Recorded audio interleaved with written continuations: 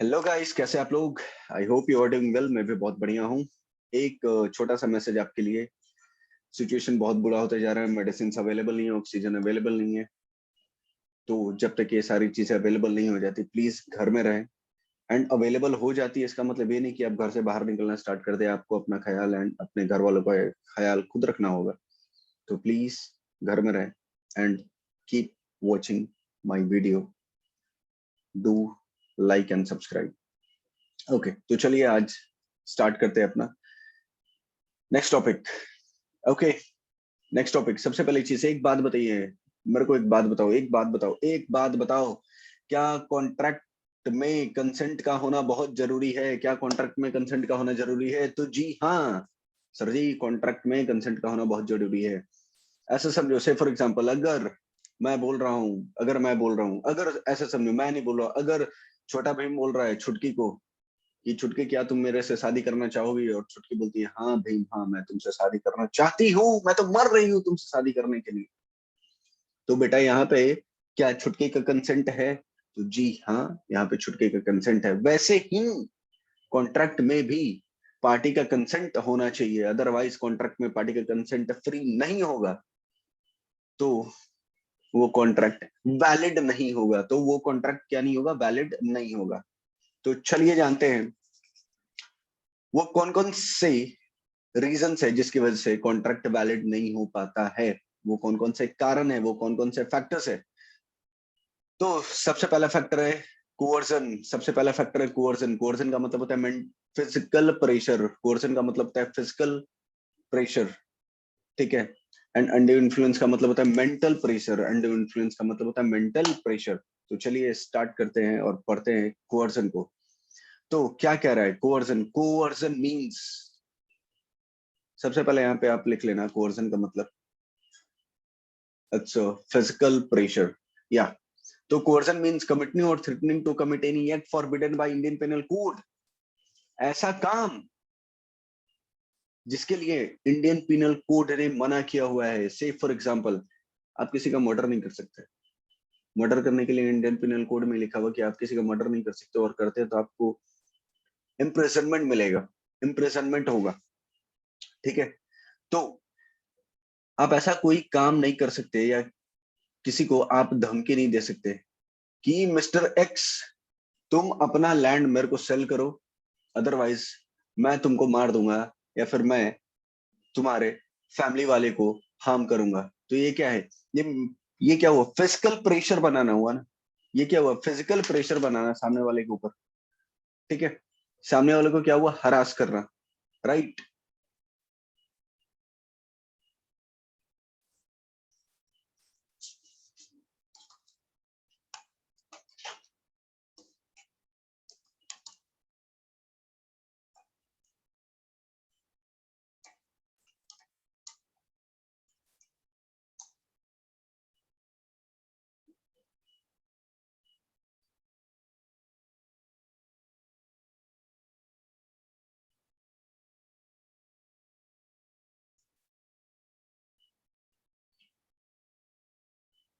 तो कोर्सन का मतलब क्या हुआ? फिजिकल प्रेशर बनाना। आप किसी के ऊपर फिजिकल प्रेशर बना के उसको कॉन्ट्रैक्ट में जबरदस्ती इंटर नहीं करा सकते। ये तो पर्सन के रिगार्डिंग हुआ।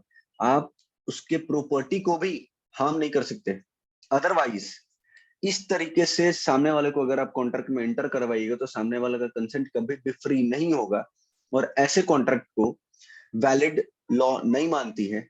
एंड ऐसे केस में कॉन्ट्रैक्ट जो है वो वॉइडेबल बन जाएगा। कॉन्ट्रैक्ट क्या बनेगा? वॉइडेबल। वॉइडेबल का मतलब होता है कि ये सिर्फ वैलिड एक या एक से ज्यादा पार्टी के ऊपर होगा, सामने वाली पार्टी के लिए वैलिड नहीं होगा। यानी कि जिसका कंसेंट फ्री नहीं था, क्या उसके लिए वैलिड होगा? तो जी नहीं, उसके लिए वैलिड नहीं होगा। लेकिन जिसने जबरदस्ती लिया है वो तो मजे में रहेगा, ठीक है। तो कोर्सन का मतलब क्या हुआ? कोर्सन का मतलब हुआ coercion involve physical physical pressure. In coercion is a committing और threatening to commit any act forbidden by IPC, Indian penal code, और अनलॉफुल डिटेनिंग और threatening to detain any property. और ये काम क्यों कर रहे हैं भैया? तो ये काम कर रहे हैं सामने वाले पर्सन को कॉन्ट्रैक्ट में इंटर, एग्रीमेंट में इंटर कराने के लिए। ये काम कर रहे हैं सामने वाले पर्सन को एग्रीमेंट में इंटर कराने के लिए। तो आप ऐसा नहीं कर सकते। आप किसी को जबरदस्ती, आप सामने वाले की मर्जी के बिना उसको कॉन्ट्रैक्ट में एंटर नहीं करा सकते। ठीक है, अब देखिए सेक्शन 15 में बताया हुआ है कोर्सन क्या होता है, और कोर्सन का इफेक्ट सेक्शन 19 में दिया हुआ है। सेक्शन 19 में कोर्सन का इफेक्ट दिया हुआ है। तो कोर्सन का इफेक्ट क्या होता है, अभी मैंने बताया कोर्सन का इफेक्ट ये होता है कि कॉन्ट्रैक्ट क्या हो जाता है, वॉइडेबल हो जाता है। और अगर आपने कोई भी बेनिफिट अराइव किया है और अगर सामने वाले को जबरदस्ती कॉन्ट्रैक्ट में एग्रीमेंट में कॉन्ट्रैक्ट में एंटर करा के, सामने वाले को जबरदस्ती कॉन्ट्रैक्ट में एंटर करा के आपने कोई भी बेनिफिट अराइव किया है, तो वो आपको बेनिफिट रिटर्न करना होगा और रीपे करना होगा। ठीक है, okay. Now next one is undue influence. Undue influence, my God, इसका मतलब होता है मेंटल प्रेशर। इसका मतलब होता है बेटा मेंटली हरास करना। और देखो ये होता क्या है, a contract is said to be influenced by undue influence. बोल रहा है कि ये कॉन्ट्रैक्ट अनड्यू इन्फ्लुएंस से इंड्यूस कब होगा, where there is a relation subsisting between the parties, जहां पे दो पार्टी के बीच में नियर रिलेशन होगा, उसमें से एक पार्टी डोमिनेटिंग पोजीशन में भी होना चाहिए, जहां पे दोनों पार्टी नियर रिलेशन में होना चाहिए, जहां पे दोनों पार्टी के बीच में रिलेशन होना चाहिए, एंड एक पार्टी डोमिनेटिंग पोजीशन में होगा, तब जाके वहां पे क्या अप्लाई होगा, तब जाके वहां पे क्या इन्वॉल्व होगा, अनड्यू इन्फ्लुएंस।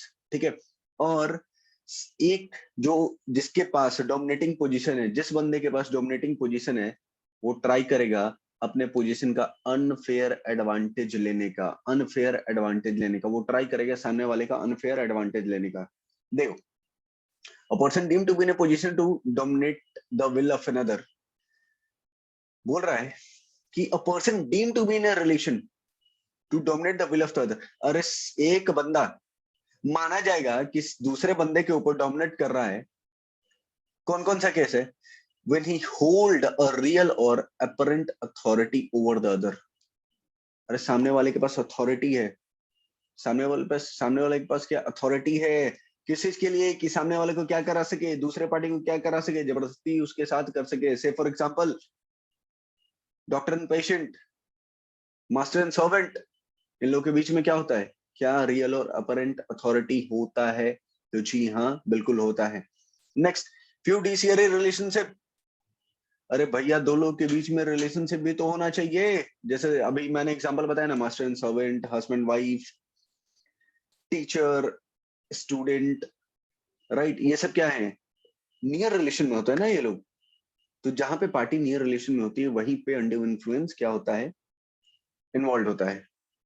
अब देखो third, mental capacity is temporarily और परमानेंटली अफेक्टेड। जहां पे किसी पर्सन का मेंटल कैपेसिटी या तो टेम्पररी नहीं तो परमानेंटली अफेक्टेड है, जैसे बूढ़े बुजुर्ग के केस में वो लोग क्या होते हैं, जैसे जैसे एज होते जाता है उनका, उन लोगों का सोचने समझने का क्षमता क्या होते जाता है, डिक्रीज करता जाता है। तो लोग उसका अनड्यू एडवांटेज उठाते, इवन छोड़ो मेंटल कैपेसिटी छोड़ो, हम आपका हम अरे बच्चा तक करता है, हम आपको तभी रखेंगे जब आप अपना प्रॉपर्टी मेरा नाम करिएगा। तो ये क्या है, सामने वाले का अनड्यू एडवांटेज लेना ना, अनफेयर एडवांटेज लेना ना। ठीक है, अब देखो एसेंशियल इंग्रेडिएंट क्या है इस प्रोविजन का, रिलेशन बिटवीन द पार्टी।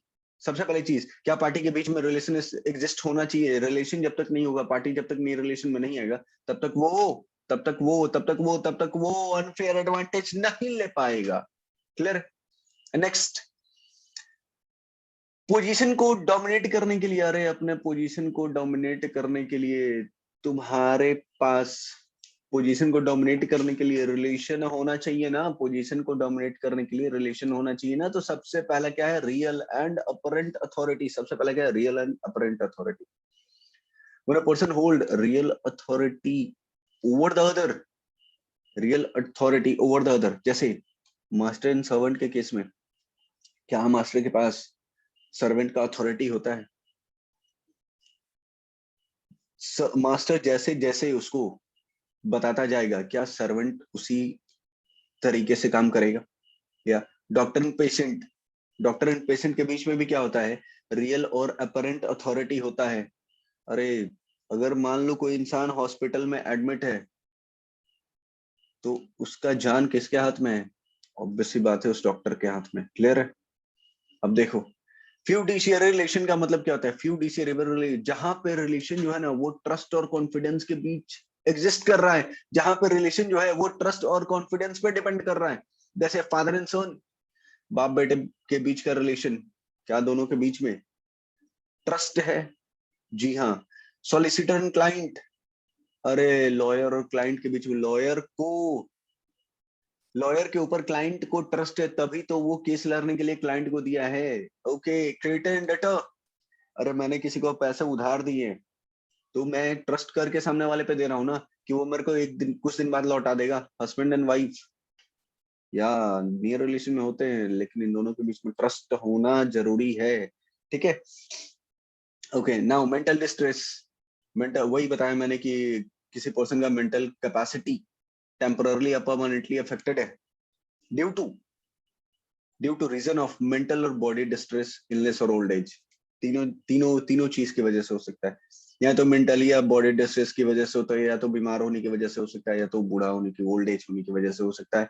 तो ऐसे केस में सामने वाले का गलत, नाजायज फायदा, अनफेयर एडवांटेज उठा सकते हैं लोग, अगर नई रिलेशन में होंगे तो। ठीक है। अनकंसेशनेबल bargain, where one of the party of a contract is in a position to dominate the will of the other and the contract is apparently unconcessionable, that means unfair bargain। अब देखो unfair bargain का मतलब क्या हुआ? A youth of 18 year of age, एक लड़का है 18 साल का, spend thrift and drunken, borrowed 1,20,000 on the bond bargain bearing compounded interest 3% per annum। अरे एक लड़का है जिसको पैसे चाहिए, जिसने 1,20,000 रुपए ड्रंकन स्टेट में क्या कर लिए? ड्रंक, जिसने 18 साल के लड़के ने क्या कर लिया? ड्रंकन स्टेट में 1,20,000 रुपए क्या कर लिए? बॉरो कर लिए, और बॉन्ड पे साइन किया क्या कि 3% पर मंथ वो इंटरेस्ट भी देगा। It was held that the court the transaction is unconscionable. तो कोर्ट क्या बोलता है? ये जो ट्रांजेक्शन है ये अनफेयर है। ये ट्रांजेक्शन क्या है? अनफेयर है, क्योंकि जिस टाइम ये कॉन्ट्रैक्ट हुआ, लड़का अपने सोचने समझने की इच्छा शक्ति में नहीं था, उसके पास कॉन्ट्रैक्ट के टर्म्स को, यानी आप जो बोल रहे थे वो नहीं सोच पा रहा था, तो ये कॉन्ट्रैक्ट जो है ये वॉइडेबल माना जाएगा। Clear? In the case of Kriparam versus Samiuddin Abdul Khan, ठीक है, केस लॉ है। The object must be to take undue advantage. अरे एक बात बताओ, कॉन्ट्रैक्ट का ऑब्जेक्ट क्या होगा? कि सामने वाले का अनड्यू एडवांटेज लेना है, इसीलिए तो सामने वाले को कॉन्ट्रैक्ट में एंटर करा रहे हैं, right? And burden of proof किसके ऊपर गिरेगा? बर्डन ऑफ प्रूफ किसके ऊपर, किसको प्रूफ करना पड़ेगा कि मैंने गलत नहीं किया या मेरे साथ गलत हुआ? किसको प्रूफ करना पड़ेगा? तो बर्डन ऑफ प्रूफ डिपेंड किसके ऊपर जाके गिरेगा? Burden of proof lie on the party who is in a position to dominate. तो वो लॉ कहता है, तो कॉन्ट्रैक्ट एक्ट कहता है कि बर्डन ऑफ प्रूफ उस पार्टी के ऊपर जाके गिरेगा जो डोमिनेटिंग पोजीशन में है। यानी जो डोमिनेटिंग पोजीशन में होगा उसको ये प्रूफ करना पड़ेगा कि मैंने अपने पोजीशन का फायदा नहीं उठाया है। क्या यहाँ तक क्लियर है? आई होप यहाँ तक क्लियर है आपको। एंड मैं ये रेगुलर क्लास नहीं है, ये मैं रिवीजन करा रहा हूँ, जस्ट रिवीजन। देखिए क्या लिख रहा है? Power to set aside contract induced by undue influence. देखिए when the consent of the agreement is caused by undue influence, the agreement is voidable। Agreement, the agreement is a contract voidable। अरे मैंने क्या बोला था? Undue influence जैसे कोर्सन का contract, कोर्सन का effect section 19 में दिया था, वैसे ही अनड्यू इन्फ्लुएंस का इफेक्ट सेक्शन 19 ए में दिया हुआ है, और बोल रहा है कि अनड्यू इन्फ्लुएंस की वजह से जो कॉन्ट्रैक्ट होगा वो कॉन्ट्रैक्ट वैलिड नहीं, वो कॉन्ट्रैक्ट वॉइडेबल होगा। क्लियर है? ओके दोस्तों, तो आज का हमारा यही तक का सफर था। मिलते हैं फिर नेक्स्ट लेक्चर में, नेक्स्ट वीडियो में। तब तक के लिए tata bye bye, stay safe, stay home.